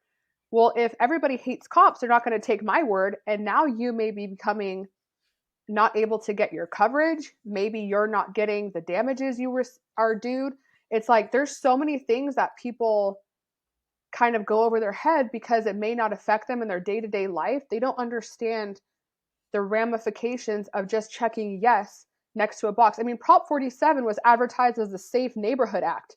Like, what in the world? Did anybody do research on 47? This was back in 2014? Prop 47 happened? Yeah. I did an entire episode on that in the first season, and just the way it was advertised, the average person would say, oh yeah, that sounds great. I read it and I go, oh, that sounds pretty cool. But you guys got to read the fine print. And I wish there was a law to change that to where even the, I forget which one. So Prop 8, I think yes on 8. No, the way they worded it, the yes made it sound like it was pro gay marriage, but it was actually against it. Just the way that the verbiage comes out and the way they present it, they should just be presented black and white. Here are the facts. Here's what it is. Vote as you please. And for the people who don't know, talk a little bit about 3070 and what that entails. Yeah, so 3070 was authored by Shirley Weber. She is now the Secretary of State for California, but at the time she is a Democrat representative from San Jose. And Assembly Bill 3070 was written around the time of the George Floyd Minneapolis effective 2020. And I think 3070 was well intended, but it was not well thought out, like most of these bills are. And what they believed was there was a misrepresentation in the African American, Hispanic, minority community, and that during the jury process or justice system process, they weren't being allowed to be heard because they were being stereotyped. So And there's like 12 different sections of 3070. Just to name a few, it's if a juror asks unintelligible or confused questions, you're not allowed to correct them. If they fall asleep, you're not allowed to wake them up. You can't judge them based on their clothes. Certain things that are like, okay, I understand that. But also down there says that if they have an explicit bias towards law enforcement, they're not allowed to be excused anymore. So before, under a 14th Amendment protection, is you can't have bias towards specific, sex, gender, ethnicity, race, religion, so on and so forth. And before, if you said, hey, do you have a bias towards law enforcement, you would be excused. Well, now, if you have a bias towards law enforcement, you are not allowed to be excused. And I've talked to a couple of my lawyer friends, and the real danger of this is now we are having cops like me where they're a victim of a crime and they're not getting their justice. But we also saw an LASO deputy who was convicted of manslaughter and sentenced to jail. And I talked to him and his wife firsthand, so I can speak this to be truth. Because of my case, they were afraid of 3070, so they accepted a plea deal. Oh, And wow. I am one of many cops this is happening to. I am just one of the lucky ones that gets a pension, not a paycheck, and I'm able to speak up and speak out about these things. When you're employed, you can't speak up against the big man because you get blacklisted. And that was one of my driving forces in speaking out, is because I had talked to people from all over the state that like, yeah, this happened to me too.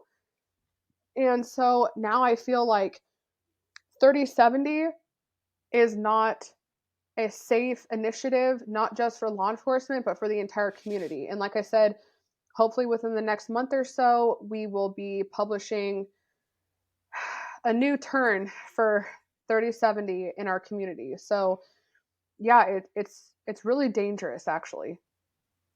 Yeah, it sounds like it. And I think if people, every time we do this, we sort of write a unknown timeline. Prop 47 is still affecting us today negatively. I would say within the first 2 years, we saw some pretty heavy duty effects on the street. For people who don't know, it basically reduced a lot of the felonies to misdemeanors, misdemeanors to infractions, and essentially gave crime a open season on the community. And this included an uptick in the drug market. And I think now a Prop 47, I think, is a direct result to the fentanyl crisis and where we are now socially. And anyone who goes to any of the inner cities, whether it's San Francisco, Sacramento, LA, San Diego right now is horrible. Awful. There's a lot of places that are just falling victim to addiction. And the addiction aspect is so powerful because fentanyl is now, I would say, the most common narcotic on the street, with people full well knowing that they're doing it. The overdose rate for, I think, males 18 to, or maybe it's 25, 35, it's the number one killer in the US. And it's surpassing cancer and heart disease by a large margin. Yet the initiative to do anything is, I would say it's a combination of federal and state government. And we could go down a rabbit hole of Mexico and what comes in through the border and what comes from China and all this crazy stuff.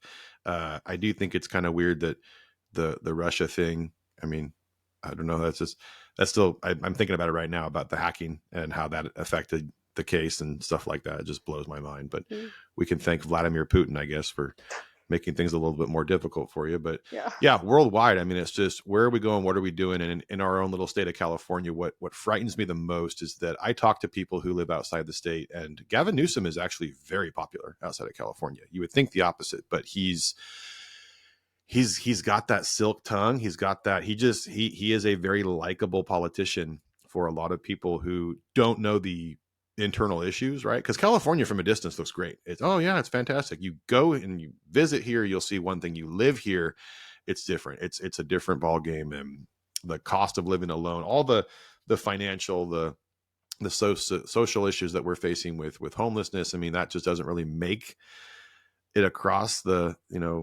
nation in terms of what people actually see. But I have this sustained fear that he's growing in power, and eventually I thought he was going to run for president personally, but I could see him just sort of sliding in, and maybe they utilize the 24th Amendment, or 25th, 24th, can't remember now.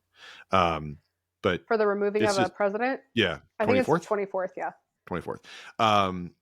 but yeah, just seeing him gain power and how to this day he still defends Prop 47, but I think that's more of an allegiance thing because Jerry Brown was the actual author. Yeah. But who in their right mind would, go and say something horrible about their, previous governor? And that's just more of a politics thing. And what's comical is that the verbiage that he uses to defend it is almost funny to me, to where, oh, we have this. And even with AB 109, where, I have family who's made mistakes, and I have a couple who have been to prison, and they got out and they changed their life around and they did great. But if you talked to them, the majority of their friends who also got out did not live that lifestyle.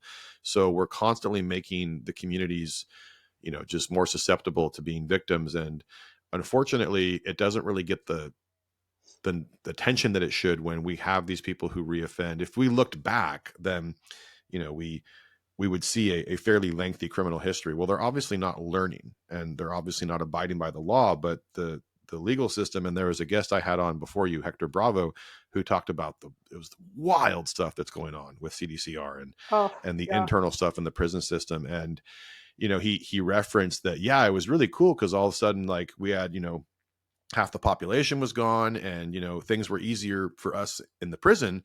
But he's like, then I went home and I started walking around, and I'm seeing these guys in my neighborhoods now. So that sort of was a game changer, realizing, oh shit, it's easier for us, but now the community's at risk because of these maniacs. And unfortunately, a large majority of them are going to reoffend and go right back to that lifestyle. And I didn't ask this in the beginning, but did your the suspect in your case, did he have a history of a crime history at all, or was it mostly mental health?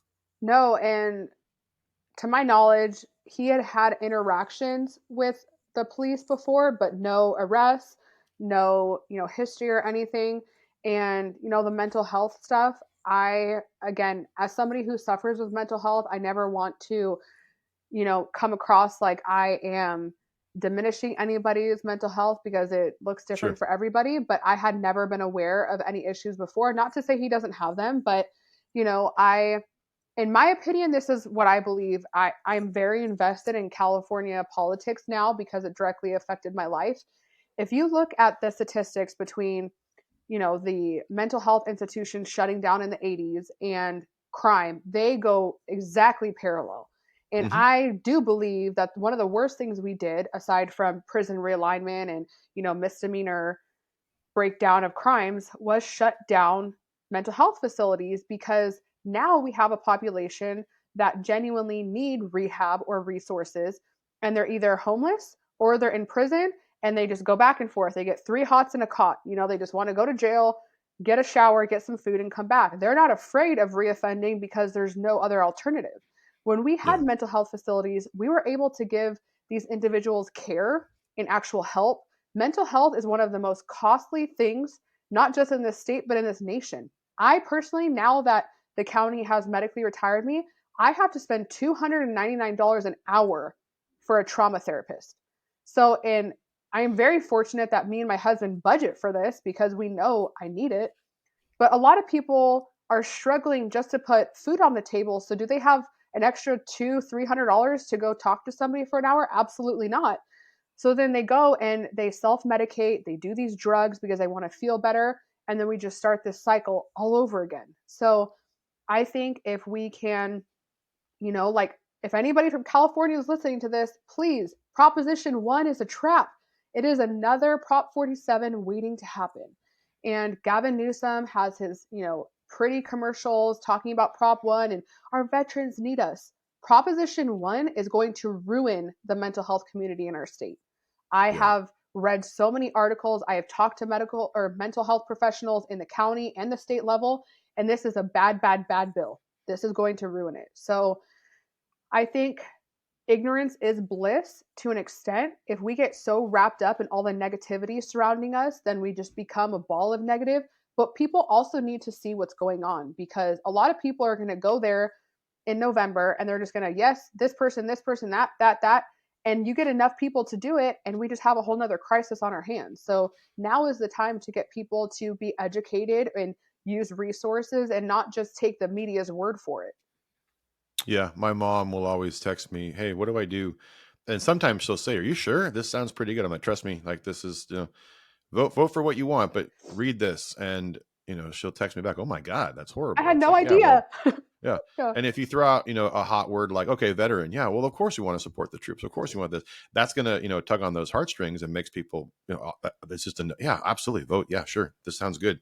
And they'll use that as sort of that, that Trojan horse type mentality of trying to trick people, which is unfortunate. And again, like you said, I mean, it shouldn't be a color issue. I think that public safety is a universal concern in this state and nation, and it always should be. And just, I feel like we're going to have to get worse for a lot of people to be affected. And once you have, a few people affected, fine. If the majority of society is affected, then it creates that sort of tidal wave response. And I think now there's a lot of people who initially were kind of on the fence are now definitely saying things like, yeah, Prop 47 isn't really helping us. And if we look at like the info and the data, we have this really cool 20% that's really neat and it's helping this, but this other 80% is shit. Well, then it's not good. It's bad. Right. If it was 50-50, sure, but it's definitely not. So I agree that people should definitely pay more attention and, get involved. And I always tell people, watch local government, because eventually those people are going to grow. Your city council, your county council, all of those people will eventually try to climb higher on the political ladder. And it's very important that you keep tabs on the ones who are doing good and the ones who are, I always say this, but like there's careers and then there's callings. Politics should be a calling. You should be in that position because you're trying to do right and at least trying to live within the morals and ethics of what that assignment should be. And I feel like for the past decade or so, California leadership has been anything but, which is Right. unfortunate because I love living here. And I mean, in a way I'm kind of trapped because of my job, but at the same time, like I care enough, and I know you do too, to try and change things. We can look back to the 80s where things were very different Mm. and we had different government leadership. Looking to the future, it's like that toothpaste theory. It's really hard to put the toothpaste back in the tube. In California, we just spewed toothpaste everywhere. And now it's like, what do we do? Well, there's going to be a lot of work. So Yep. we might have to get a whole new tube of toothpaste and then clean up all the crap. And I don't know what the answer is, but I'm genuinely concerned for, my kids and your kids and what their future will look like if they choose to stay here. But Yeah. yeah, going back to the incident and what you experienced, Megan, that was a really powerful story, and I applaud your efforts, and I hope that people who listen to this can take away a multitude of things to think about. And we touched on a lot of topics to include mental health, and you just talked about the EAP aspect where, if you're asking yourself, do I want to go to therapy? And the answer is I can't afford it. That's bad. That's not a good thing. So there are programs out there and things that are available, but ultimately it does kind of suck when you get off that bus and your resources are so limited. And therapy is not cheap. It's quite expensive.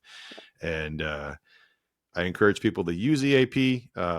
If you have you pay for it. I always remind people you're paying for that every month. So use it. And it does require you to jump through some hoops, but it's worth it in the end. So thank you for sharing your story. And like I said, if most people would embrace the darker parts of your life and you thrive through it, it's going to suck going through the motions and living it day by day and hour by hour. But it's neat because I think of like the parallels and the things that we go through, my experiences and all the things that I've been through. And I look at, okay, cool, here I am now. So would you rather have been the Megan who, didn't go to that call, and who knows what life you'd be living now? And it'd be probably an easier life, more comfortable. But I think that after the dust settles and we can truly appreciate what the trauma and challenges give us, as a gift is pretty cool. So um, again, just kind of looking back on that day to now, it's pretty cool to see that you've grown and conquered and succeeded, even though at the time it was like the worst case scenario. Um, but that's super powerful. So Thank you. thank you for being here. Thank you for your words. I know that a lot of people will hear them and absorb them.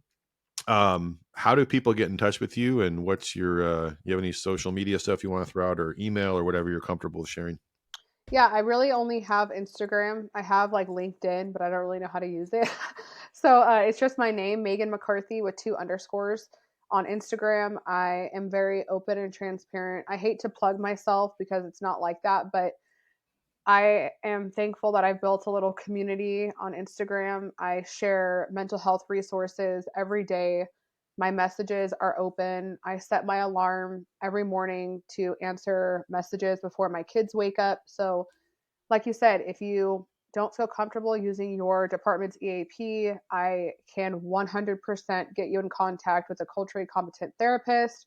I know people that offer retreats, group therapy, EMDR, color therapy, you name it, I can find it. So, if anybody is listening to this and they need a little bit of resources or they just need somebody to vent to cry to, I have people that message me at like 2 a.m. that they're in the trenches and I will respond to you. Awesome. And I just feel like it's kind of my job now because I needed somebody like that when I was going through it. So it's never a burden, it's never a bother. I, am very transparent about my journey. And if anybody wants to follow along, we have some pretty exciting things coming down this year. So yeah, thanks for having me. I appreciate it. All right, guys, that wraps up episode 4 and part 2 of the California Dreamin' series. Super excited. Next week, I'm going to have Marlon Marachi, who is a former IA sergeant for the Los Angeles Police Department. Don't worry, he knows that I recorded the interview. You won't want to miss that one. A lot of good information, and hopefully the California Dreamin' series is doing what I intended, which is to give information of the internal workings and issues that California is currently facing. So guys, thanks again for listening. Please don't forget to like and subscribe and drop a rating if you're an Apple or Spotify listener. All of that does make a difference for me in the long run and helps me gain a larger audience. Guys, thanks again, and we'll see you back here next week. Be safe.